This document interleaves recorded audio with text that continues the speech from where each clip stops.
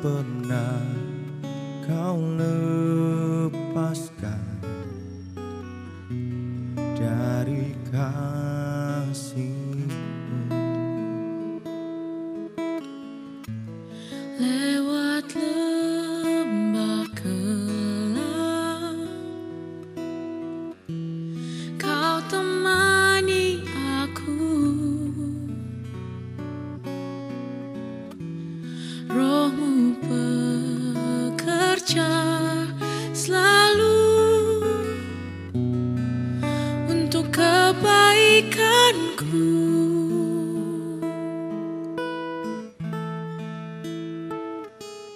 Mengalir kuasa dari tempat maha tinggi, Bapa kekal mulia, Kau hadir di sini, memulihkan hati, menyembuhkan yang terluka.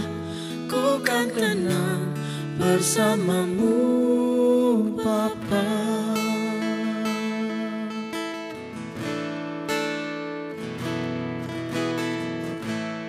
Bapa, Kau mendengar seruan hatiku, tak pernah Kau lepaskan dari kasih-Mu. Lewat lembah gelap, Kau temani aku.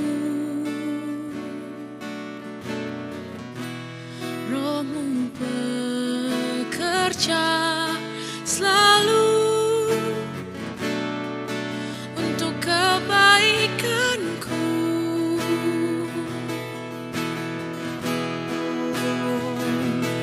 Mengalir kuasa dari tempat maha tinggi, Bapa kekal mulia, Kau hadir di sini, memulihkan hati, menyembuhkan yang terluka.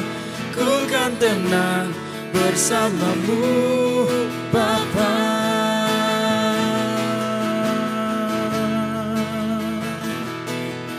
Ku kan tenang bersama-Mu, Yesus.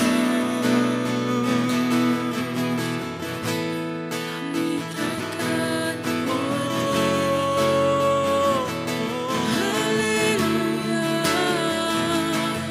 haleluya, Haleluya. Terima kasih Tuhan, Kau selalu bersamaku, selalu di hidupku. Kami bersyukur selalu. Haleluya.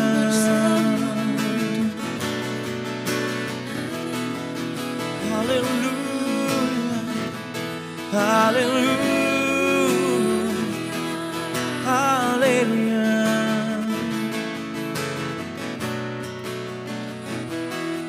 Terima kasih Tuhan, terima kasih. Kami mau menyatakan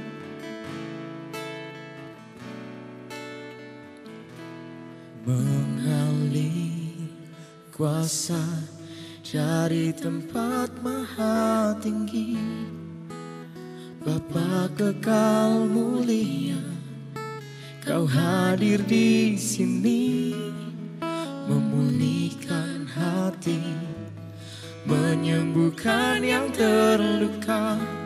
Ku kan tenang bersama-Mu, Bapa. Oh, mengalir kuasa dari tempat maha tinggi, Bapa kekal mulia, Kau hadir di sini, memulihkan hati, hati, menyembuhkan yang terluka. Ku kan tenang bersamamu Bapa. Oh, mengalir kuasa dari tempat maha tinggi, Bapa kekal mulia, Kau hadir di sini, memulihkan hati, menyembuhkan yang terluka. Ku kan tenang bersamamu Bapa. Ku kan tenang bersamamu Bapa. Oh, ku kan tenang bersamamu Bapa.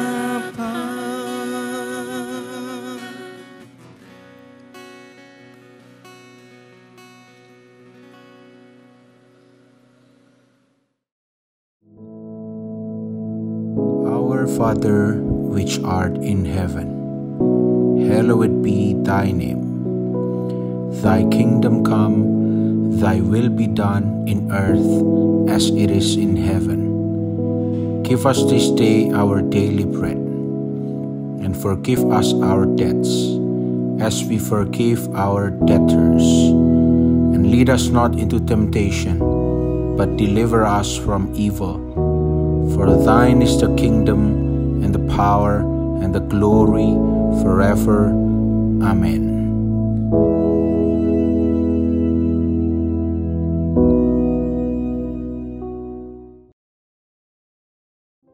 Puji Tuhan. Kata puji Tuhan ini harus merupakan kata yang keluar dari hati yang sedalam-dalamnya.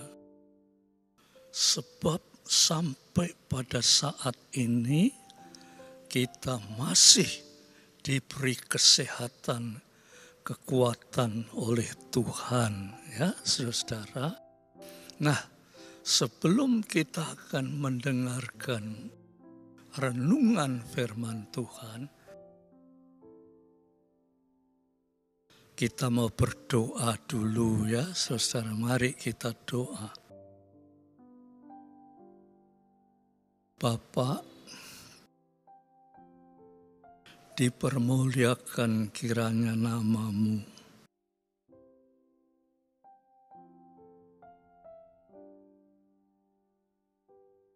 Dengan sebuah renungan ini kiranya Roh Kudus akan menjadi peranan sehingga seluruh pembicaraan ini berkenan menyentuh hati kami, sehingga kami hidup lebih mengerti kehendak Tuhan. Terima kasih Bapak. Di dalam nama Yesus Kristus. Amin. Nah, saudara-saudaraku sekalian yang kekasih, kita akan sama-sama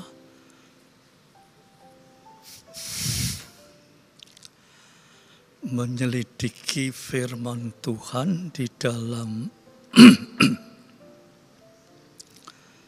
Roma, kitab Roma atau surat Roma pasal 12 ayat 1 dan 2.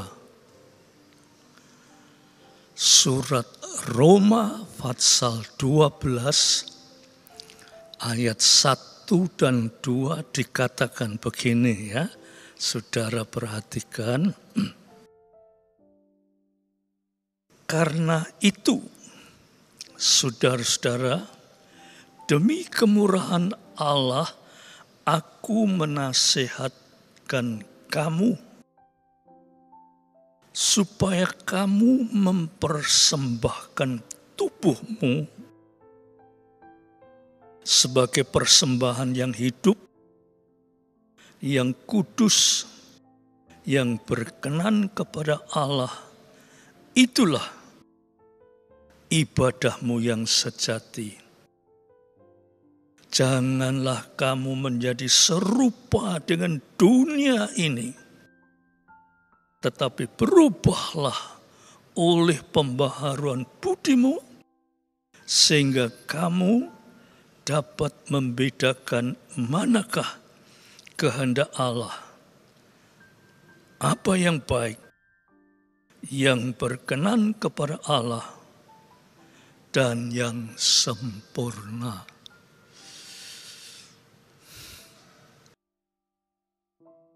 Saudara-saudaraku sekalian yang kekasih, ayat-ayat ini sebetulnya sudah sering kita baca, sering diuraikan, ya. Tetapi saudara, ayat ini mempunyai pengertian yang lebih dalam lagi. Dari kata demi kata bisa kita lihat pengertian-pengertian yang lebih dalam lagi, ya. Coba saudara dengarkan, ya. Karena itu saudara-saudara, dan demi kemurahan Allah, aku menasehatkan kamu. Nah, sekarang saya ingin mulai dengan kata-kata nasihat. Ya. Di dunia ini banyak penasehat. Ya. Ada penasehat hukum, ada penasehat kesehatan, ada penasehat ekonomi, tetapi juga ada penasehat rohani. Dan di antara penasihat-penasihat itu masih banyak lagi. Tetapi saudara, firman Tuhan, kata penasihat itu mungkin agak lain, saudara-saudara. Ya. Nasihat itu di dalam bahasa aslinya disebut parakaleo. Ya. Parakaleo itu bukan sekedar menasehati, tetapi parakaleo ini artinya meminta dengan sangat. Jadi kalau di sini dikatakan, karena itu saudara-saudara, aku menasehatkan kamu. Itu dikatakan parakaleo. Artinya meminta dengan sangat atau mendesak dengan otoritas.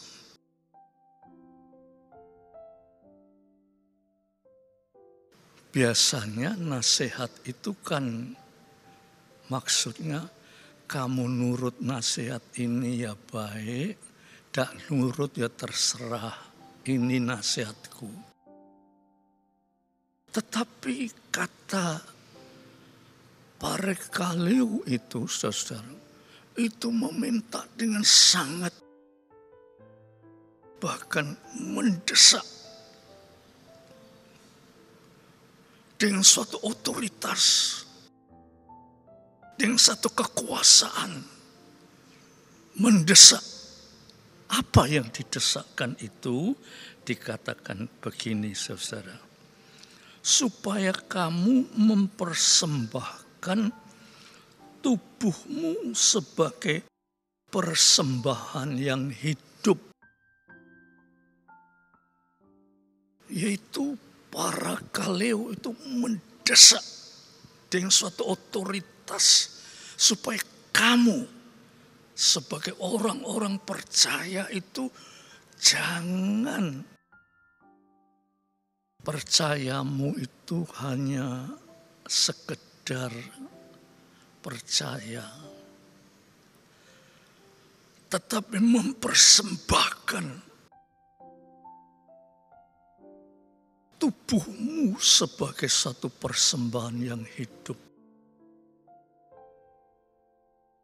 Mempersembahkan ini, ya, saudara perhatikan, mempersembahkan ini dalam bahasa aslinya atau bahasa Latin yang ditulis di sini yaitu konsekrasi.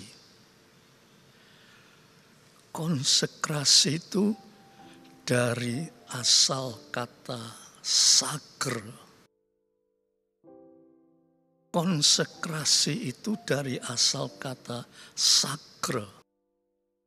Lantas diterjemahkan ke dalam bahasa Indonesia menjadi sakral.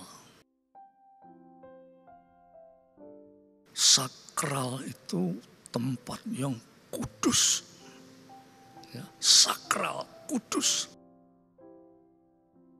Jadi kalau mempersembahkan ini, kita harus mempersembahkan hidup kita sebagai persembahan yang kudus. Dalam bahasa Ibrani disebut kadosi. Bahasa Yunani disebut hagios. Jelas, saudara, bahwa mempersembahkan itu bukan ayo minta dan hormat persembahan atau ayo diajak memberi persembahan. Tetapi di sini kata sakral atau bahasa Ibraninya kadosi. Hagios itu kudus. Jadi upamanya, saudara, kita sebagai anak-anak Tuhan, kan kita ini sudah mempersembahkan hidup kita kepada Tuhan. Tapi jangan sembarangan, ya. Jangan kita berpikir, saya sudah anak Tuhan, saya sudah setia ke gereja, saya sudah memenuhi semua syarat-syarat kegerejaan, sudah dibaptis, dan semuanya sudah. Masa saudara merasa sudah cukup? Tetapi kata mempersembahkan ini atau yang disebut di dalam bahasa Latin konsekrasi atau Ibraninya disebut kadosi atau hagios, itu mempersembahkan sesuatu yang kudus.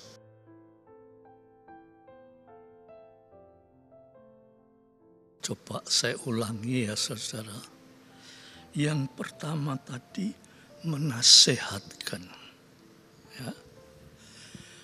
Pertama, aku menasihat kamu supaya kamu mempersembahkan hidupmu itu sebagai persembahan yang kudus.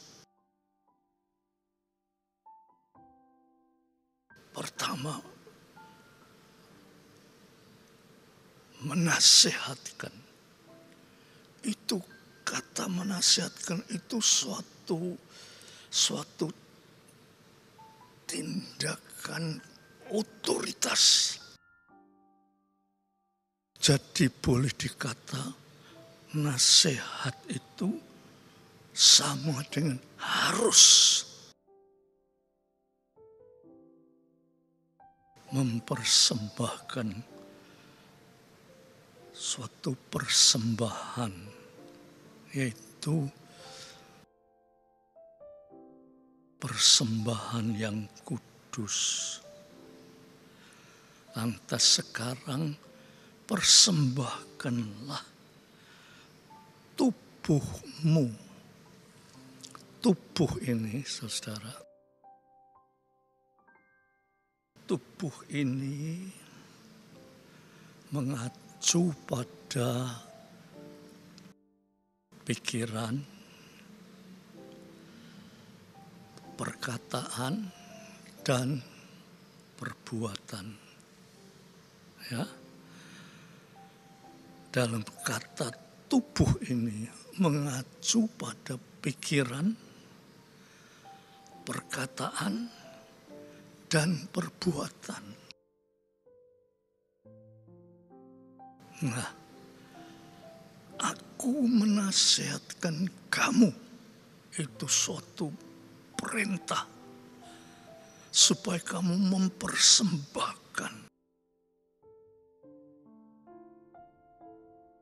mempersembahkan hidupmu sebagai persembahan yang hidup, kudus, dan memperkenankan hati Tuhan. Jadi saudara, tubuh ini tadi saya katakan itu mengacu pada pikiran, perkataan, dan perbuatan. Nah, sering saudara-saudara dalam hidup ini antara pikiran, perkataan, dan perbuatan itu seringkali tidak sinkron, tidak searah, tidak setujuan.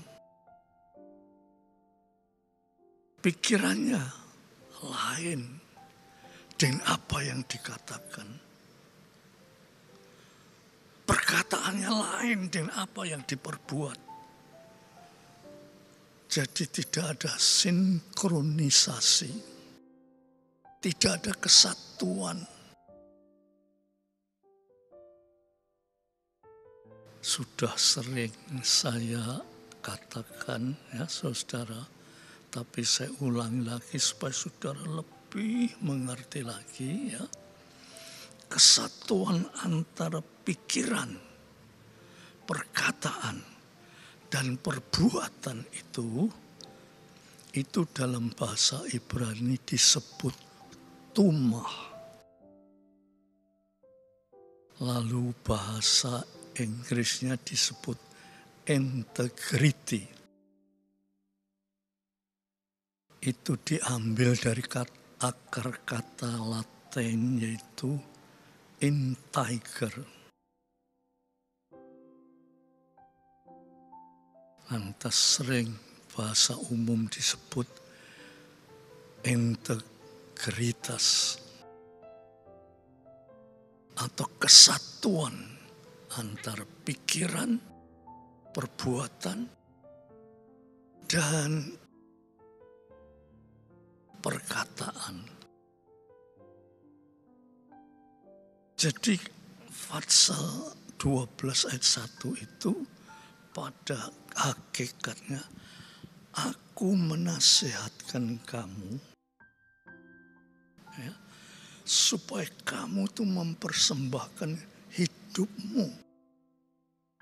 Artinya menasihatkan itu dengan suatu otoritas. Nasihat itu biasanya bisa diterima, bisa tidak. Tapi dengan otoritas, kalau tidak, saudara tidak akan mencapai suatu hidup, yaitu hidup yang memperkenankan hati Tuhan. Oleh sebab itu, saudara, ya, saya ingin lanjutkan ayat yang kedua, ya. Tetapi ayat yang satu harus kita tahu. Karena itu, saudara-saudara, ya, aku menasihatkan, aku perintahkan dengan otoritas, ya, supaya kamu mempersembahkan hidupmu sebagai persembahan yang hidup, yang kudus, yang berkenan kepada Allah. Kalau ini, saudara, ya, kita tidak bisa melakukan, lantas apa artinya? Kita ini menjadi orang Kristen itu apa artinya? Saudara tidak pernah memikirkan bahwa jaminannya itu yaitu hidup yang kekal. Kalau kita luput ini, kita akan mengalami hukuman siksaan yang kekal juga. Kita belum bisa membayangkan di situ, karena kita belum mampu mempersembahkan hidup sebagai persembahan yang memperkenankan hati Tuhan. Coba saudara pikirkan, apa artinya sebagai orang Kristen kalau tidak bisa betul-betul mengerti kehendak Tuhan. Inilah salah satu kehendak Tuhan. Kehendak yang harus begini, kalau tidak kamu akan menerima satu hukuman siksaan yang kekal. Kekal, kata kekal itu tidak ada. Ujung pangkalnya tidak ada, kekal, saudara. Tetapi kalau kita menurut akan firman Tuhan ini, kita memperoleh hidup yang kekal. Itu sebabnya, saudara, jangan kita ini kesempatan ini kita abaikan. Sebab kesempatan itu tidak selalu ada. Ya. Kesempatan, mungkin ada orang yang berkata, wah aku masih muda, masih banyak keinginan dunia ini, besok ini tua. Iya, nek iso tua. Nek muda terus mati. Banyak orang muda, jangan kalau orang muda, bayi yang mati juga banyak. Oleh sebab itu, saudara, mari kesempatan ini, ya, mungkin ayat yang kedua nanti lain kesempatan saya akan jelaskan, ya. Kita doa supaya Roh Kudus berkenan menjamah saudara, sehingga saudara dengan firman ini diubah pandangan hidup, sehingga pikiran, perkataan, perbuatan kita itu memperkenankan hati Tuhan. Mari kita berdoa. Tuhan Yesus,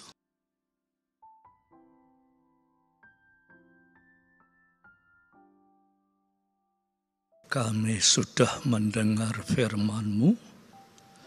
Moga kiranya Roh Kudus mendorong kami, menuntun kami, memimpin kami ke arah jalan kebenaran-Mu. Terima kasih Bapak.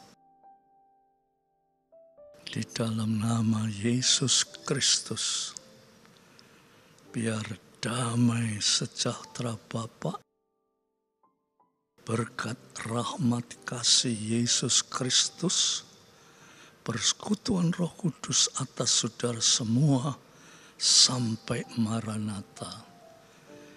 Dalam nama Yesus Kristus. Amin.